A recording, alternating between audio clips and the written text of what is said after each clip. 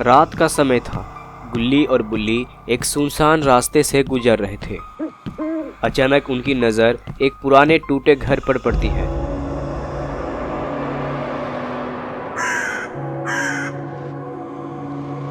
बुल्ली धीरे से कहता है, गुल्ली, मुझे ये घर ठीक नहीं लग रहा।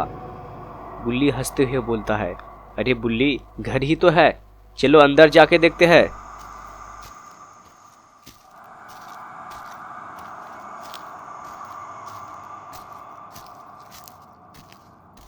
जैसे ही दोनों घर के पास पहुंचते हैं, दरवाजा अपने आप खुल जाता है। गुल्ली डर के मारे पीछे हट जाता है। मैंने कहा था ना, इस घर में कुछ गड़बड़ है।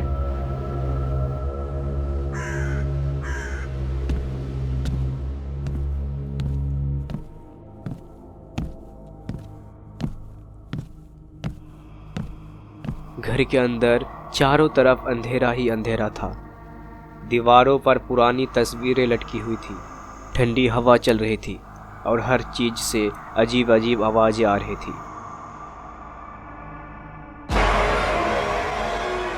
तभी अचानक एक बूढ़ी औरत उनके सामने आ जाती है।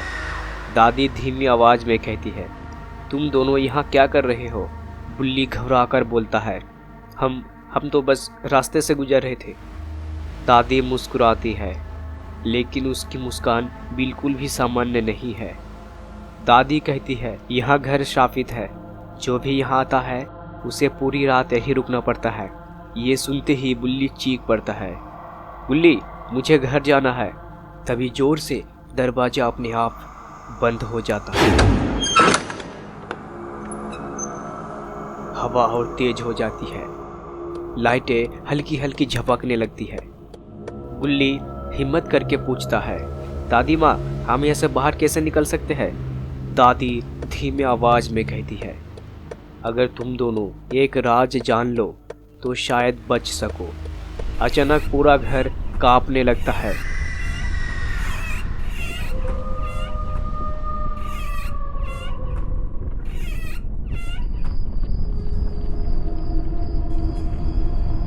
बुल्ली गुल्ली से कहता है, गुल्ली, ये घर क्यों हिल रहा है? मुझे अच्छा नहीं लग रहा। क्या हम मरने वाले हैं? लेकिन मैं मरना नहीं चाहता। गुल्ली घबराकर भी हिम्मत दिखाते हुए कहता है, नहीं बुल्ली, हम यहाँ से ज़रूर निकलेंगे। दादी ने कहा था, यह घर शापित है। हर शाप का कोई ना कोई तोड़ होता है, इसका भी कोई तोड़ होगा, हमें उसे तोड़ना ही होगा। बुल्ली कहता है, लेकिन दादी की शाप की बात कर रही थी।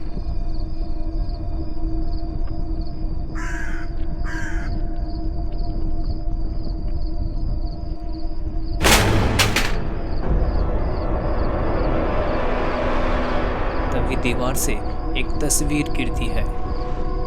बुल्ली, मैं यहाँ और नहीं रह सकता। शांत रहो, पहले समझने दो यहाँ क्या हो रहा है।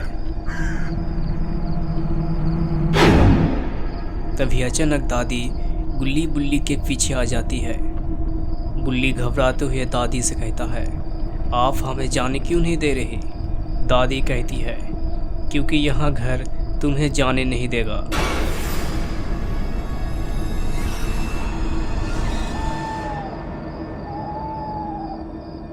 क्या मतलब? यहाँ घर जाने नहीं देगा? आप दरवाजा खोलो, हम अपने आप चले जाएंगे। ऊपर वाला हमें पैर दिया है, हम पैदल चले जाएंगे। तभी गुल्ली दादी से कहता है, दादी, आप हमें सब कुछ सच बताओ, यहाँ घर हमें क्यों नहीं जाने देगा? दादी धीरे से बोलता है, कई साल पहले इस घर में एक परिवार रहता था, सब कुछ ठीक चल रहा था। लेकिन एक दिन लालच ने सब कुछ बदल दिया। एक औरत ने अपने ही परिवार को धोखा दिया, उनकी सारी दौलत अपने नाम कर ली और उसी रात इस घर पर श्राप लग गया। बुल्ली कहता है, तो वो औरत कौन थी? दादी धीरे से कहती है, वो मैं थी। बुल्ली घबरा जाते हैं। दादी कहती है, मैंने गलती की और अब यहीं फंसी हूँ।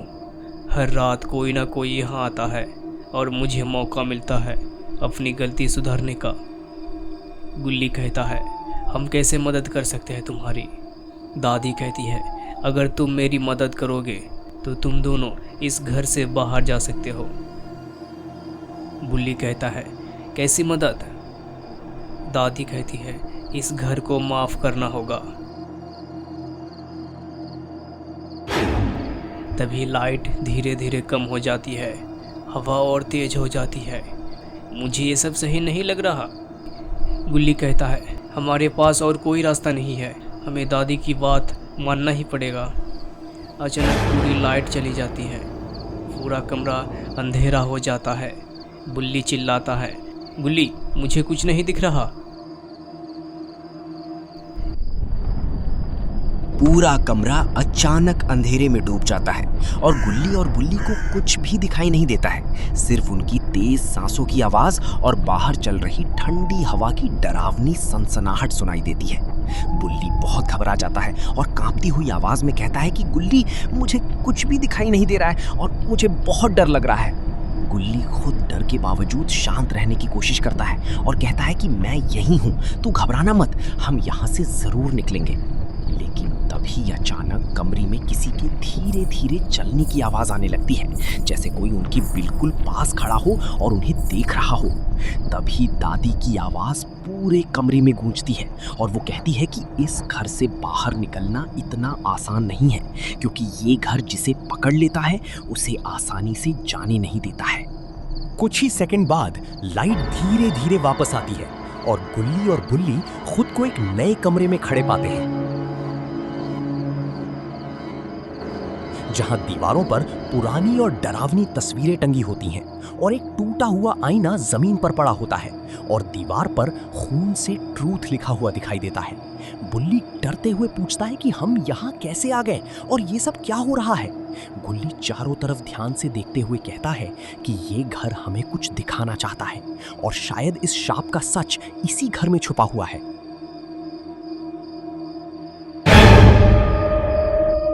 तभी उनकी नजर एक बड़ी सी परिवार की फोटो पर पड़ती है, जिसमें एक माँ, एक पिता और 2 बच्चे दिखाई देते हैं। लेकिन उस फोटो में माँ का चेहरा खरोंचकर मिटाया गया होता है। बुल्ली डर कर कहता है कि क्या ये वही औरत है जिसके बारे में दादी बता रही थी। तभी अचानक वो फोटो हल्की हल्की हिलने लगती है और एक अजीब सी आवाज गूंजती है जो कहती है कि सच को पहचानो, तभी आगे बढ़ पाओगे। गुल्ली धीरे से फोटो को हटाता है और उसे पीछे एक छोटा सा छुपा हुआ दराज मिलता है, जिसमें एक पुरानी चाबी रखी होती है।